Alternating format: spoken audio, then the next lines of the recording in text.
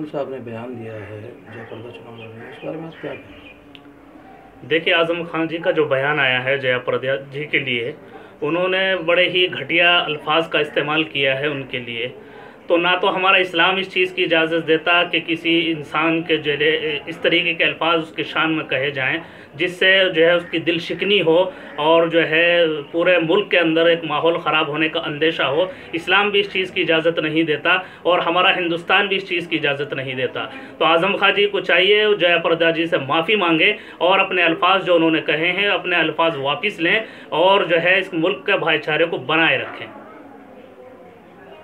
সেই যে চেনা মায়ের স্নেহ, যত্ন চেনা চেনা, ভালোবাসার চেনা শব্দে বিশ্বাস চেনা চেনা, খাঁটি সেই চেনা স্বাদ, খুশি চেনা চেনা, প্রতি স্বাদে পুষ্টির ছোঁয়া, নাম দিয়ে যায় চেনা, নতুন রূপে ভাগীরথী, আজও গুণ দিয়ে যায় চেনা। কংক্রিটের এই জঙ্গলে ফিরে আসুক সবুজ ঝড়, বন্ধ করে প্লাস্টিক, পরিবেশ হোক পরিষ্কার। গুটখা বা সিগারেট নিষিদ্ধ মারণ সেন্সেশন রূপশ্রীতেও পাশে আছে আসানসোল মিউনিসিপাল কর্পোরেশন।